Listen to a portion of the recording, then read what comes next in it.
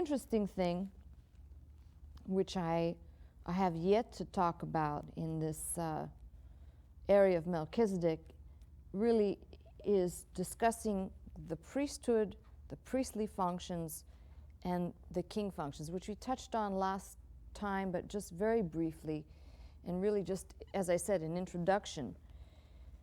The other thing that also is yet to be done is a proper presentation. I only presented in part the Masoretic text. I'm hoping that I will be able to provide a copy or write it out on my tablet. We have a little bit of difficulty with being able to scan to the tablet and play it back, and you receiving it in your home while it's going. It doesn't necessarily always come out as clear as when I write it. So we have to work that out so I can show what goes on in the Masoretic text, as well as I mentioned, the translation, proper translation of Psalm 110. We're not done covering the subject, but I would like to discuss something on the subject, just kind of it's a side introduction, which we'll probe at more in greater detail. And that is, as we start mining the depths of the information, we have to turn to their primary sources and secondary sources, and then there are extra outside of the Bible, extra biblical, non-canonical. This is a non-canonical and actually apart from contribution to our information. I'm going to read a little bit and introduce the works of Philo. This is an English translation for us. And just so you can know a little bit about this person, so you can get a perspective, he will write a few things concerning our subject, and I will highlight the things that are of interest for us. Remember, this is just putting items and evidence and information out there, and then at some point we will perhaps be able to draw a conclusion. But a conclusion should never be drawn on bits and pieces. That is when you find yourself in big trouble. It's like sitting in a courtroom and you're part of the jury, and your only desire is to hear one witness who's very convincing, but you won't look at any other parts of the presentation, and you draw your conclusion based on limited information. That is not going to come out to a clear and right conclusion of the matter. You may get lucky, but I pity the person who's depending on you to come to the right conclusion. We're talking about something much more important when we talk about scholarship concerning the Bible and the things that are immediately connected to the Bible. So here we have, we're reading from, this is the complete works of Philo. Philo, usually known as Philo the Jew, or Philo Judaeus, or Philo of Alexandria, a city in Egypt with a large Jewish diaspora population in Greco-Roman times, lived from about 20 BC to 50 AD. He is one of the most important Jewish authors of the Second Temple period of Judaism, and was a contemporary both of Jesus and Paul. Yet Philo is not nearly as well known or as frequently read as the first century AD Jewish historian Josephus. A part of the reason for the relative neglect of Philo has to do with the general unavailability of a convenient English translation of Philo, such as exists for Josephus in the frequently reprinted one-volume translation of William Whiston's, that very large tome of the works of Josephus, complete and unabridged, which I'm sure everybody has one of those copies. I know I have a few, but all right. Philo wrote in Greek, and most of his writings survive in Greek, but a few have survived only in ancient Armenian translations. Only 2 complete English translations of Philo have ever been published. The most authoritative one, which is still in print, is the 12-volume edition of the Loeb Classic Library. The Loeb edition includes the Greek text of Philo, except for a few writings for which there's no extant Greek text.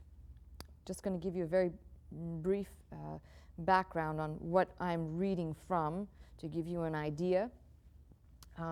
This work was originally, I think, published in 10 volumes, but obviously I'm going to read, thank God, from an English edition, an English translation.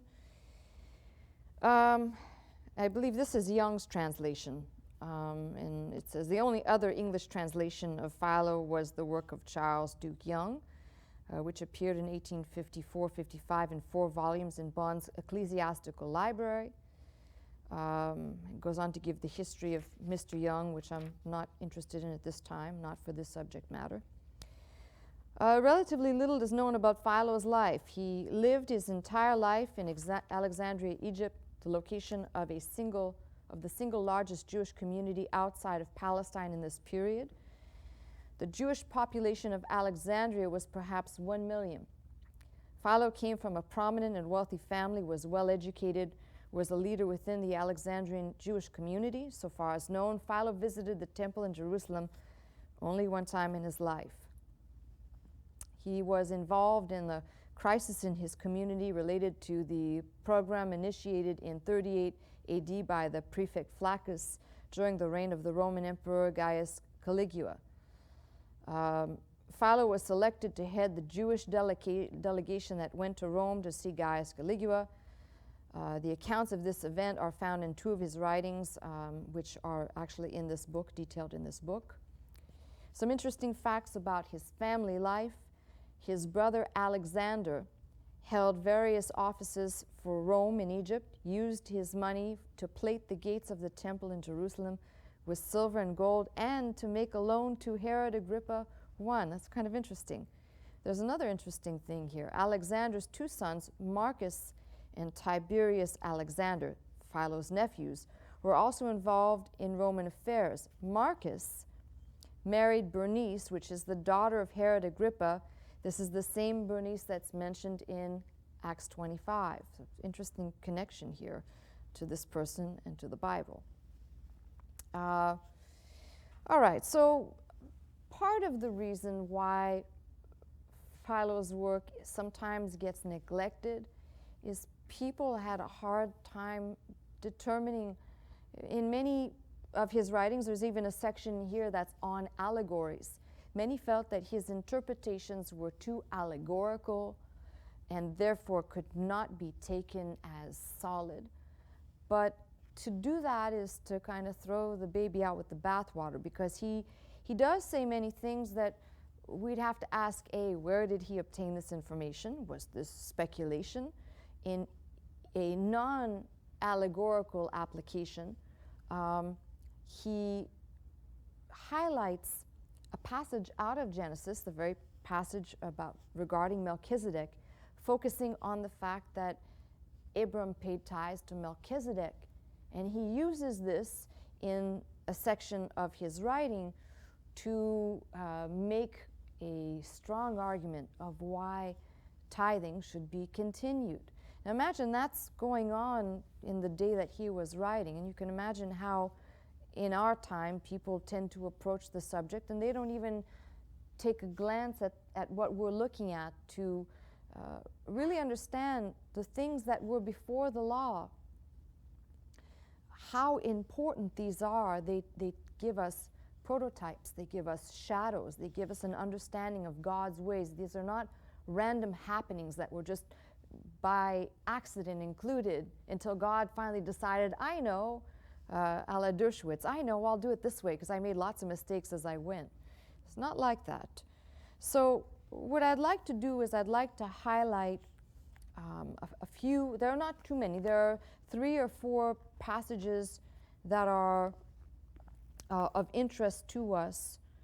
And probably the one that's, I think, has my attention the most comes out of the writing called in English Preliminary Studies. This Preliminary Studies, let's see, I'll go to my front part of the book here. We've got Preliminary Studies is, I'm looking for the term that is here, Preliminary Studies. if you were trying to look this up for yourself, it would be De Congressu Eruditionis Gracia, which is being translated on the preliminary studies. So in case you're wondering, and it would be under section 99, depending on the volume that you're reading. I'm reading off of page 312 in section 99. There's something of interest that I'm going to aim for here. Just jumping right in, not even giving you a context of what he was focusing on. From this consideration, it was that Jacob was the practicer of virtue at the beginning of his prayers. Says, he's referring back to Jacob kind of giving the vow to God that if God would do thus and so, he would consecrate and pay a tithe. So I'm going to read on from here. Jacob, the practicer of virtue at the beginning of his prayer, says, "Of all that thou givest me, I will set apart and consecrate a tenth to thee." And the sacred scripture, which was written after the prayers on occasion of victory, which Melchizedek, who had received a self-instructed and self-taught priesthood, I'm going to come back to highlight that, a self-instructed and self-taught priesthood says, "For he gave him a tenth of all things, assigning to him the outward senses the faculty of feeling properly, and by the same sense the speech of the faculty of speaking well, and the senses connected with the mind and the faculty of thinking well." I'm not really concerned about anything except this that he says, Melchizedek, who had received a self-instructed and self-taught priesthood. My question is, where did Philo get this information? Where would this have come from? We're looking at something that's quite staggering.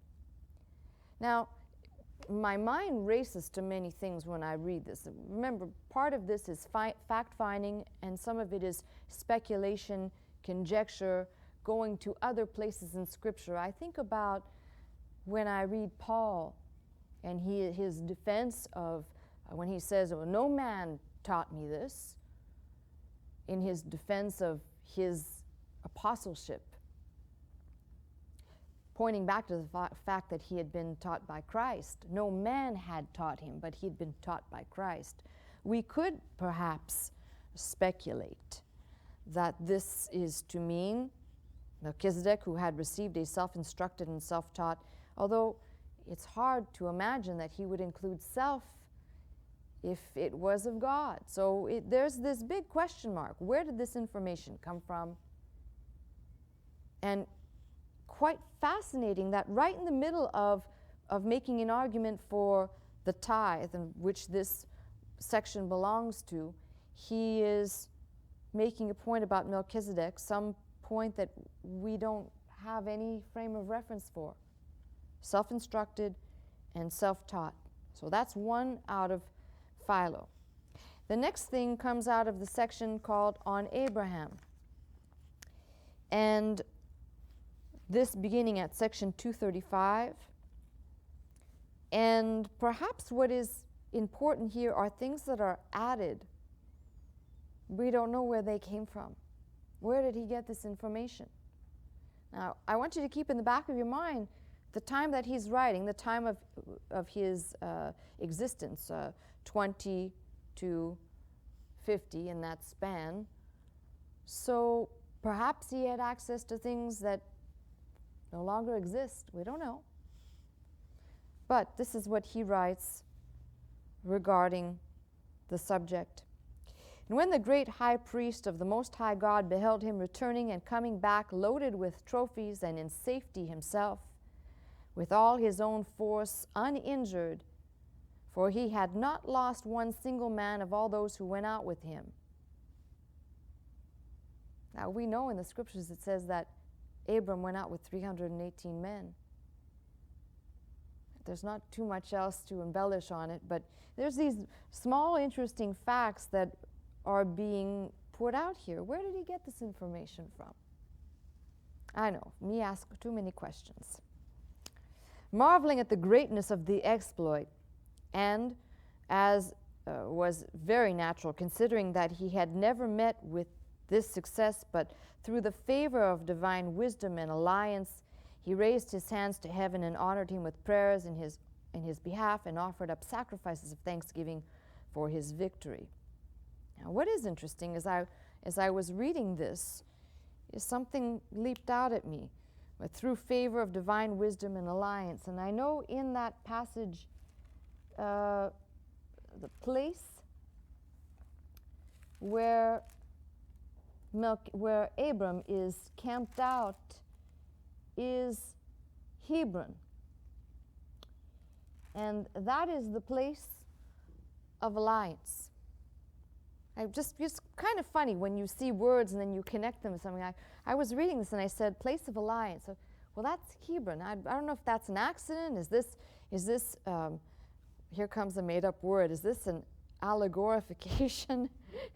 Is this allegorizing what is the name, or is this a generalization of the story?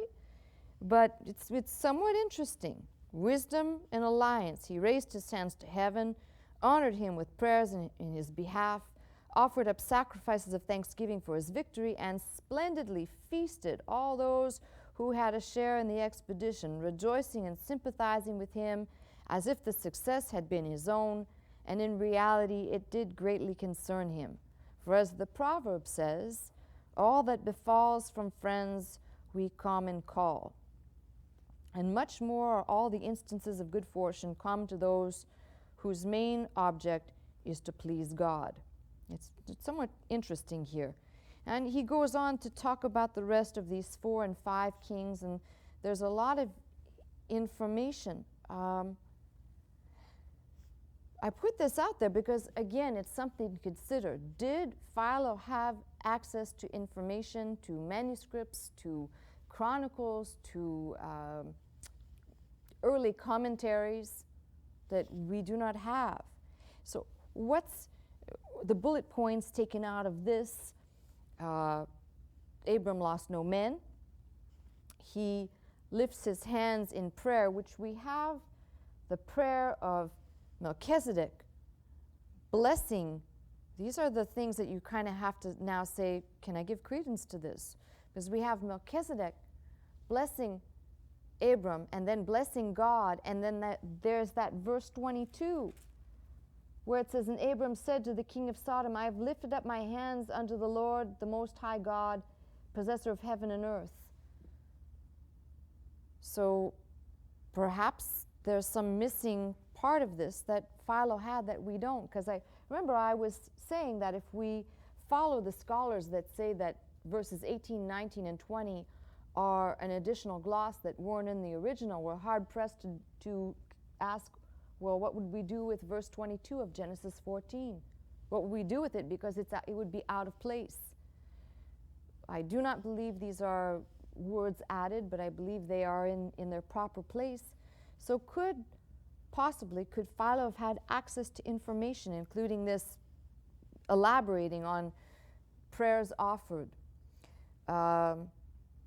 We have here a victory sacrifice being offered, and it seems as though Abram's victory is being vicariously celebrated and enjoyed, which brings me back to some other point, which is all of the other kings were warring kings. Why did this king, King Melchizedek, why did he not go out to war?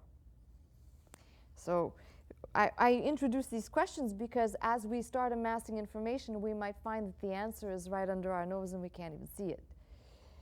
And I know, you say, wow, okay. But that's the way it is. A lot of times we're looking for something that's fanciful and larger than we think, and it's right there. There's another section of his writing called Questiones, questions, which is missing from his work. And why? Because there are only a few fragments that remain. So we cannot say what is in that fragmentary work. And finally, from the allegorical section of his writing, we have here probably the most complete coverage on Melchizedek from this writing. This would be in allegorical interpretations under the third book. There's first, second, third. And this is under headings or chapters 79 through 82. Moreover, God made Melchizedek the king of peace, that is of Salem, of peace, of Salem, for that is the interpretation of his name, his own high priest, without having previously mentioned any peculiar action of his, but merely because he had made him a king, a lover of peace, and especially worthy of his priesthood. For he is called a just king, and a king is the opposite of a tyrant, because the one is the interpreter of the law and the other of lawlessness. Therefore, the tyrannical mind imposes violent and mischievous commands on both the soul and body, and such as have a tendency to cause violent suffering, being commands to act according to vice and to indulge the passions with enjoyment. But the other, the kingly mind, in the first place does not command, but rather persuades, since it gives recommendations of such a character that if guided by them, life, like a vessel, will enjoy a fair voyage through life, being directed by its course by a good governor and pilot. And this pilot is right reason. We may therefore call the tyrannical mind the ruler of war, and the kingly mind the guide of peace, that is Salem.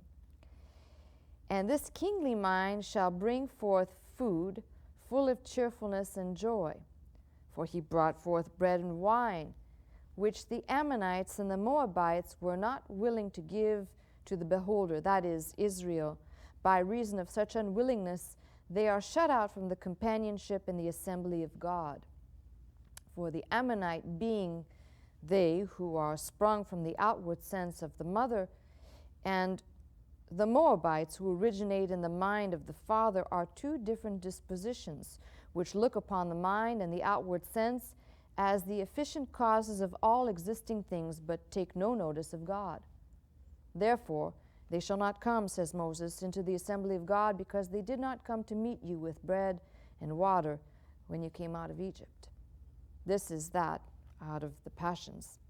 But Melchizedek shall bring forth wine instead of water, and shall give your souls to drink, and shall cheer them with unmixed wine, in order that they may be wholly occupied with a divine intoxication. Now you can see why this is called of allegorical interpretations. In order that he may be wholly occupied with a divine intoxication, more sober than sobriety itself. For reason is a priest, having as its inheritance the true God, and entertaining lofty and sublime and magnificent idea about him, for he is the priest of the Most High God. Not that there is any other God who is not the Most High, for God, being one, is in the heaven above and in the earth beneath, and there is no other beside him. But he set in motion the notion of the Most High God from his conceiving of God, not in a low and groveling spirit, but in one of exceeding greatness and exceeding sublimity, apart from any conceptions of matter. So that is what he adds. Now you may say, well, what did I just say? And I know, it's because it's kind of, there's a lot of things in here that if understood aright, we can see that in this allegorical sense, there was this possibility that Philo was alluding to Melchizedek as the Logos, although we know that he does not come to that conclusion. He does not point. And in fact, what is very interesting about all the writings I've just read, I would have you notice there is not one note of curiosity to identify the person. Now, as we go, you're going to hear me say things that will give you an idea of why I've gone down this path. I'm presenting information. But at some point, a gear is going to click, and you will see the reason for this study may not be the reason that you anticipated or thought. And fundamentally, what becomes clear is what the writer of Hebrews intended for us to see. Now, this is just, I call this secondary information, but important information considering the date we're talking about of this particular writer. And laying down these pieces then lets us walk away with a few insights. A, did Philo have access to information that we didn't? To conclude that Melchizedek was self-taught and self-instructed. That's one. Number two, the details that he gives that are additions. And one might say, well, that's easy. Go look in the Apocrypha or other places and you'll find, well, not so fast. We'll cover those as well. Not so fast. This information that appears here actually is not going to be found in those sources, but it may be found somewhere else. We'll have to see where he got this information from, which, although those inquiries will be eventually answered, the main goal is to take away the things he has said. Something about his instruction, self-taught, something about information, greater insight or elaboration to the scant and small passage that we have referring to him in our Bible. And lastly, his allegorical interpretation, which never tries to conclude and come to a point about the person, but rather is looking at the function and purpose. So these are all layers to lay down and consider in this pilgrimage we're making together on the quest to find out who is Melchizedek. Get on the telephone. Come to his house.